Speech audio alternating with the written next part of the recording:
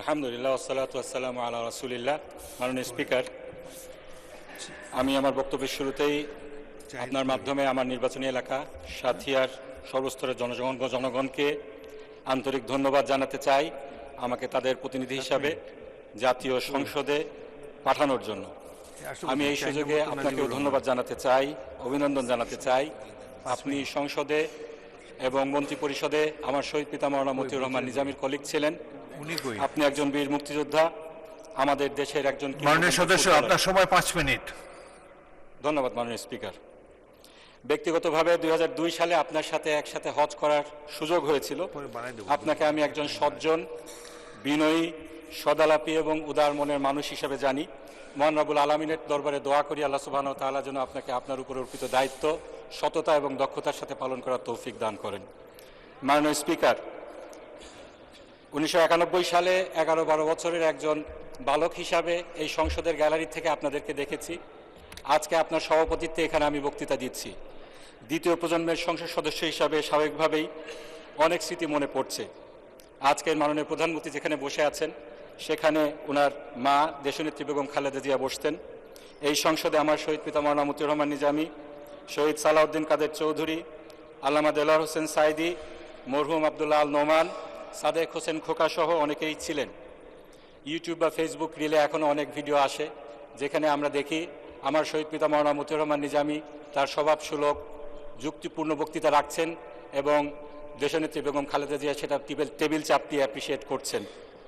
আজকে তারা আমাদের মাঝে নেই, কিন্তু তাদের সন্তান হিসাবে আমরা জনগণের ভোটে নির্বাচিত হয়ে এই সংসদে এসেছি। মাননীয় স্পিকার, আমাদের দ্বিতীয় প্রজন্মের সংসদ সদস্যদের মধ্যে এখানে একটা বিষয় মিল রয়েছে।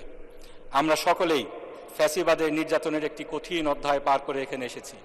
দেশনেত্রী বেগম খালেদা জিয়া, তাকে যেভাবে এক কাপড়ে তার বাসা ছাড়তে বাধ্য করা হয়েছে, মামলা হামলা করে তার পরিবারের উপর নির্যাতন করা হয়েছে, তাকে মিথ্যা মামলায় সাজা দেওয়া হয়েছে। একইভাবে আমার শহীদ পিতা মাওলানা মতিউর রহমান নিজামী, দেলোয়ার হোসেন সাইদি, শহীদ সালাউদ্দিন কাদের চৌধুরী সহ অনেককেই শতাব্দীর জঘন্যতম মিথ্যাচারের মাধ্যমে বিচারিক হত্যাকাণ্ডের শিকার হতে হয়েছে। আমাদের কাউকে কাউকে গুম করা হয়েছিল, কাউকে কাউকে দেশ ছাড়তে বাধ্য করা হয়েছিল। তা আমি বিশ্বাস করি মাননীয় স্পিকার, আমরা শুধু আমাদের পূর্বপুরুষের লিগেসি এখানে বহন করছি না, বরং আমরা সকল নির্যাতিত পরিবারের প্রতিনিধিত্ব এখানে করছি। নতুন রিন গভীর থেকে পরিষ্কার করে কাপড়কে রাখে নতুনের মতো উজ্জ্বল। নতুন রিন অ্যাডভান্সড পাউডার। আমরা এমন একটি সময় দেখেছি মাননীয় স্পিকার, যখন অবিচারকে বিচার, অনিয়মকে নিয়ম হিসাবে প্রতিষ্ঠিত করা হয়েছিল। আদালতের কাঁধে বন্দুক রেখে সংবিধান সংশোধন করে ফ্যাসিবাদকে সাংবিধানিকভাবে প্রতিষ্ঠিত করা হয়েছিল। মাননীয় স্পিকার, ফ্যাসিবাদকে প্রাতিষ্ঠানিক রূপ দেয়া হয়েছিল। সেই ফ্যাসিবাদকে অপসারণ করার জন্য, গণতন্ত্রকে পুনরুদ্ধার করার জন্য একটি বিপ্লব অনিবার্য হয়ে পড়েছিল এবং সেই বিপ্লব আমরা দেখেছি 24শে জুলাই এদেশের ছাত্র জনতা দল মত নির্বিশেষে বুকের তাজা রক্ত ঢেলে এদেশ থেকে ফ্যাসিবাদকে উৎখাত করেছে। মাননীয় স্পিকার, আমরা সকলে এই জুলাই সনদ বাস্তবায়নের কথা বলছি, যে সনদের ব্যাপারে আমরা সকল দল একমত হয়ে স্বাক্ষর করেছি, যে সংস্কারের বিষয়ে প্রায় 70% জনগণ হ্যাঁ ভোট দিয়েছে। কিন্তু আজকে সেই সনদ কিভাবে বাস্তবায়িত হবে সেটা নিয়ে ধোঁয়াশা তৈরি হয়েছে। বাস্তবায়ন সংক্রান্ত রাষ্ট্রপতির আদেশ নিয়ে আজকেও এই সংসদে কথা হয়েছে। মাননীয় সংসদ সদস্য স্বরাষ্ট্রমন্ত্রী সালাউদ্দিন সাহেব বললেন এই আদেশটি না আইন না অধ্যাদেশ। এটি অধ্যাদেশ না মাননীয় স্পিকার। সংবিধানের 93 অনুচ্ছেদ অনুযায়ী কোনটা অধ্যাদেশ এটা নির্ধারিত হয়েছে, কিন্তু এটা আইন মাননীয় স্পিকার। এবং আইনের যে সংজ্ঞাটা এটা আমাদেরকে সংবিধান থেকেই নিতে হবে, বাইরের থেকে না নিলে চলবে না। এই আইন কি এই ব্যাপারে সংবিধানে সুস্পষ্টভাবে 152 নম্বর অনুচ্ছেদে বলা হয়েছে, সেটা আমি একটু পড়ছি। আইন অর্থ কোনো আইন, অধ্যাদেশ, আদেশ। সুতরাং সকল আদেশ, সেই আদেশগুলা যেগুলো রাষ্ট্রপতি দিয়ে থাকেন সেগুলা আইন এই সংবিধান অনুযায়ী। আমাদের এই বাংলাদেশে এই আদেশ কিন্তু প্রথম আদেশ নয় মাননীয় স্পিকার, এই আদেশ কিন্তু আগেও হয়েছে। আমাদের দেশে 1972 সালে, 71 এবং 72 সালে 155টির বেশি আদেশ হয়েছিল, যেগুলো এখনো আইন হিসাবে বলবৎ রয়েছে। আমরা যে এখানে নির্বাচিত হয়েছি মাননীয় স্পিকার, সেই নির্বাচনটা হয়েছে আরপিওর আন্ডারে। সেই আরপিওটা কি? রিপ্রেজেন্টেশন অফ পিপলস অর্ডার 1972, এটি একটি রাষ্ট্রপতির আদেশ। সুতরাং এটা বলার কোনো সুযোগ নেই যে রাষ্ট্রপতির আদেশ এটা আইন নয়। আমরা এই সংবিধান সংরক্ষণের জন্য, সমুন্নত রাখার জন্য শপথ নিয়েছি। এই সংবিধান অনুযায়ী যেটা আইন সেটা আমাদেরকে মানতে হবে। এই রাষ্ট্রপতির আদেশ একটি আইন, এটা আমাদেরকে মানতে হবে। এই আইনের ব্যত্যয় যারা ঘটিয়েছেন তারা আইন ভঙ্গ করেছেন। আজকে আইন অনুযায়ী 30 দিনের মধ্যে এই সংস্কার পরিষদ ডাকার কথা ছিল। এই আদেশের 10। ধন্যবাদ মাননীয় সদস্য। আচ্ছা, 1 মিনিট বলেন। জি, মাননীয় স্পিকার, এখানে অনেক কথাই বলা হয়েছে। আজকে বলা হয়েছে আমরা এই জুলাইয়ের সনদকে সম্মান করি, গণরায়কে সম্মান করি, কিন্তু আবার বলা হয়েছে আমাদের সময় নেই এটা বাস্তবায়ন করার জন্য। আসলে আমরা যদি সম্মান করি তাহলে সময় কেন থাকবে না? আমাদেরকে সময় বের করতে হবে, জুলাইয়ের সনদ আমাদেরকে বাস্তবায়ন করতে হবে। এই সংসদে আমরা সংবিধান সংশোধন করে আমরা এটা বাস্তবায়ন করতে পারবো না। আমাদের সুপ্রতিষ্ঠিত যেই জুরিসপ্রুডেন্স রয়েছে, সেই 8ম সংশোধনীর আনোয়ার হোসেনের মামলায় যেটা বলা হয়েছে, সংসদ চাইলেই সংবিধানের মৌলিক কাঠামোকে পরিবর্তন করতে পারেন না। 8ম সংশোধনীর স্পেসিফিক যেই বিষয়টি ছিল সেটি ছিল এই বিচার বিভাগকে বিকেন্দ্রীকরণ। সেই বিষয়টি কিন্তু আমাদের সেই অধ্যাদেশের মধ্যেও এসেছে। আমরা গণভোট সেই বিষয় দিয়েছি, জুলাই সনদের মধ্যেও রয়েছে। সেখানে আমরা যদি আবার একই বিষয়কে সংসদে সংশোধন করি, সেই আনোয়ার চৌধুরীর 8ম সংশোধনীর মামলা রায় কোথায় যাবে? আমরা আরও বলেছিলাম যে 5ম সংশোধনীতে যেটা বলা হয়েছে রাষ্ট্রের মৌলিক নীতিমালাগুলোকে পরিবর্তন করা। বিশ্বনন্দিত মুফাসসির, কোরআনের পাখি, আমার সম্মানিত শহীদ পিতা আল্লামা দেলাওয়ার হোসেন সাঈদী, শহীদ মাওলানা মতিউর রহমান নিজামী, শহীদ মাওলানা আব্দুল সুবহান, শহীদ আলী হাসান মোহাম্মদ মুজাহিদ, শহীদ কামারুজ্জামান, শহীদ আব্দুল কাদের মোল্লা, শহীদ মীর কাসেম আলী সহ ইসলামী আন্দোলনের অসংখ্য নেতাকর্মীকে যাদেরকে অন্যায়ভাবে কারাগারে রেখে অথবা ফাঁসি দিয়ে হত্যা করা হয়েছিল, যাদের রক্তাক্ত আত্মত্যাগের বিনিময়ে আজ আমরা এক স্বাধীন ও ফ্যাসিবাদ মুক্ত পরিবেশে এই মহান সংসদে দাঁড়িয়ে কথা বলার সুযোগ পেয়েছি। মাননীয় স্পিকার, আজ আমি মহান সংসদে দাঁড়িয়ে আমি আমার নির্বাচনী এলাকা পিরোজপুর 1 আসনের সর্বস্তরের মানুষের প্রতি গভীর শ্রদ্ধা ও কৃতজ্ঞতা প্রকাশ করছি। পিরোজপুর সদর, নাজিরপুর ও জিয়ানগর উপজেলার মানুষ যেভাবে শত প্রতিবদ্ধতা ডিঙিয়ে আমাকে নির্বাচিত করেছেন, সেজন্য আমি প্রত্যেককে আমার অন্তঃস্থল থেকে ধন্যবাদ ও মোবারকবাদ জানাচ্ছি এবং আমি আমৃত্যু তাদের সেবায় নিজেকে নিয়োজিত রাখার অঙ্গীকার ব্যক্ত করছি। বিশেষ করে পিরোজপুরের মাটি ও মানুষের প্রিয় নেতা শহীদ আল্লামা সাঈদীকে খুনি হাসিনা অন্যায়ভাবে হত্যা করার প্রতিবাদে এবং তার আদর্শকে সমুন্নত রাখতে পিরোজপুরবাসী আমাকে যে রায় দিয়েছেন তা আমার জন্য বড় আমানত। এই আমানতের সর্বোচ্চ মর্যাদা আমি আজীবন দিয়ে যাব এবং পিরোজপুর উন্নয়নে আমি আমার সর্বোচ্চ মেধা ও যোগ্য দিয়ে কাজ করবো ইনশাআল্লাহ।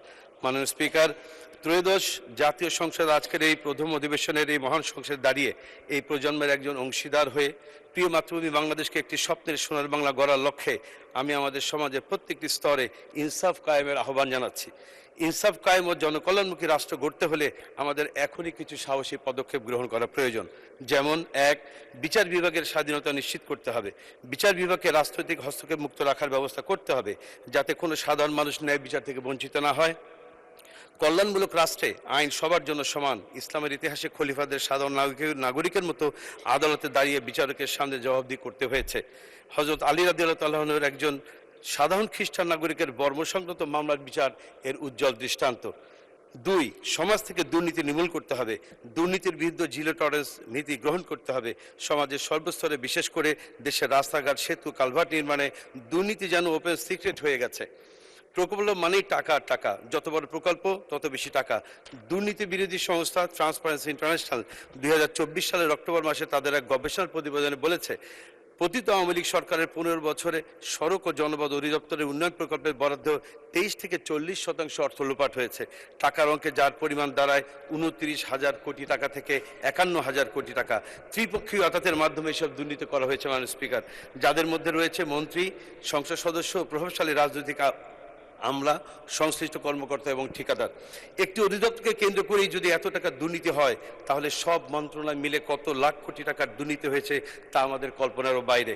দেশ পরিচালনার দায়িত্ব থাকা রাজনীতিকদের সায় ছাড়া অন্যরা দুর্নীতি করার সাহস পেত না। মাননীয় স্পিকার, দুর্নীতি পুরোপুরি বন্ধ করা না গেলেও দুর্নীতি নির্মূলের জন্য এর শিকড়ে হাত দিতে হবে। মন্ত্রী, এমপি, আমলা কিংবা সমাজের প্রভাবশালী যে কেউ হোক না কেন, দুর্নীতি করলে তাকে অবশ্যই আইনের আওতায় নিয়ে আসতে হবে। দৃষ্টান্তমূলক শাস্তির ব্যবস্থা করতে হবে। জনমনে নীতি ও নৈতিকতার বোধ তৈরি করতে হবে।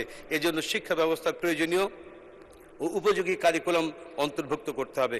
নীতিবোধশূন্য আদর্শহীন মানুষ তৈরির অনুকূল শিক্ষা কারিকুলাম বর্জন করতে হবে। তাহলেই কেবল সমাজ ও রাষ্ট্রকে দুর্নীতিমুক্ত করা সম্ভব। একই সাথে শাসন ব্যবস্থার পরিবর্তন প্রয়োজন রাজনৈতিক একটি নতুন বন্দোবস্তের। মাননীয় স্পিকার, দেশের জনগণের কষ্টার্জিত টাকা অপচয় রোধে জামাতের মাননীয় সংসদ সদস্যগণের ঘোষণার পর বিএনপি দলীয় অন্যান্য মাননীয় সংসদ সদস্যগণের শুল্কমুক্ত গাড়ির সহ সকল বিশেষ সুবিধা বর্জনে যে সংস্কৃতি শুরু হয়েছে তা প্রাতিষ্ঠানিক রূপ দিতে হবে। মাননীয় স্পিকার, জনকল্যাণমূলক রাষ্ট্র গঠন ইসলামের ঐতিহাসিক নিদর্শন অত্যন্ত সুদূরপ্রসারী এবং মানবিক। ইসলামের দৃষ্টিতে রাষ্ট্র কেবল শাসন করার যন্ত্র নয়, বরং নাগরিকদের মৌলিক অধিকার ও ইনসাফ অর্থাৎ ন্যায় বিচার নিশ্চিত করার একটি মাধ্যম। ইসলামে ক্ষমতাকে একটি আমানত হিসাবে দেখা হয়েছে। পবিত্র কোরআনে সূরা নিসার 58 নম্বর আয়াতে আল্লাহ তাআলা নির্দেশ দিয়েছেন, নিশ্চয়ই আল্লাহ তোমাদের নির্দেশ দিচ্ছেন যে তোমরা যেন আমানতসমূহ তার হকদারদের কাছে পৌঁছে দাও, আর যখন মানুষের মধ্যে বিচার ফয়সালা করবে তখন ন্যায়ের সাথে বিচার ফয়সালা করবে। মাননীয় স্পিকার, আল্লাহ রসুল সাল্লাল্লাহু আলাইহি ওয়াসাল্লাম যে সরকার ব্যবস্থা প্রতিষ্ঠা করেছিলেন তার সত্যিকার অর্থই ছিল একটি জনকল্যাণমূলক সরকার। তার সরকারের দায়িত্ব পালনকারী ব্যক্তিবর্গের মধ্যে চরম দায়িত্বের প্রতি জাগ্রত করে দেওয়া হয়েছিল, আর এটি সম্ভব হয়েছিল কেবলমাত্র আখিরাতের তীব্র বিশ্বাস ও মহান আল্লাহর দরবারে জবাবদিহিতার অনুভূতির মাধ্যমে। মানুষের নিকট জবাবদিহিতার পাশ কাটিয়ে যাওয়া যায়, কিন্তু আল্লাহর নিকট জবাবদিহিতার পাশ কাটানোর কোনো সুযোগ নেই। সূরা জিলজালের 7 ও 8 নম্বর আয়াতে আল্লাহ তাআলা বলেছেন, ফামান ইয়ামাল মিসকালা যাররাতিন খায়রান ইয়ারা ওয়া মান ইয়ামাল মিসকালা যাররাতিন শাররান ইয়ারা। অর্থ, কেউ অনুপরিমাণ সৎকর্ম করলে তা সে দেখতে পাবে, আর কেউ অনুপরিমাণ অসৎকর্ম করলেও তা সে দেখতে পারবে। মাননীয় স্পিকার, 2025 সালের 17 অক্টোবর স্বাক্ষরিত জুলাই জাতীয় সনদ বাংলাদেশের ইতিহাসের একটি মাইল ফলক। এই সনদটি মূলত দেশবাসী ও বিপ্লবী ছাত্র জনতার আকাঙ্ক্ষারই প্রতিফলন। আমরা দেখেছি বাংলাদেশ জাতীয়তাবাদী দল বিএনপি, বাংলাদেশ জামায়াত ইসলামী, এনসিপি সহ অন্যান্য গণতান্ত্রিক রাজনৈতিক দলগুলো শুরু থেকেই জুলাই সনদের প্রতি সমর্থন ব্যক্ত করেছে এবং এতে স্বাক্ষর করে রাজনৈতিক ঐক্যমত্য তৈরিতে বড় ভূমিকা রেখেছে। কিন্তু সরকার গঠনের পর সেই বিএনপি জুলাই সনদ বাস্তবায়নের জন্য যে ঐতিহাসিক গণভোট হয়েছে, দেশের মানুষ সেই গণভোট যে রায় দিয়েছে, বিএনপি সেই রায় অনুযায়ী সংবিধান সংস্কার পরিষদের সদস্য হিসেবে শপথ না নিয়ে দেশের মানুষকে চরমভাবে হতাশ করেছে। মাননীয় স্পিকার, জুলাই সনদ 2025-এর আদেশের 11-তে বলা হয়েছে, পরিষদের অধিবেশন আহ্বান, কোরাম, ভোটদান ইত্যাদি শিরোনামের বলা হয়েছে সংসদ নির্বাচনের ফল ঘোষিত হইবার 30 পঞ্জিকা দিবসের মধ্যে যে পদ্ধতিতে জাতীয় সংসদের প্রথম অধিবেশন আহ্বান করা হইবে, অনুরূপ পদ্ধতিতে সংবিধান সংস্কার পরিষদের প্রথম অধিবেশন আহ্বান করা হইবে। কিন্তু অত্যন্ত পরিতাপের বিষয়, মাননীয় স্পিকার, জাতীয় নির্বাচন অনুষ্ঠিত হয়ে গেছে, আজ 1 মাস গত হতে যাচ্ছে, কিন্তু এখন পর্যন্ত সংবিধান সংস্কার পরিষদের প্রথম অধিবেশন আহ্বান করা হয় নাই।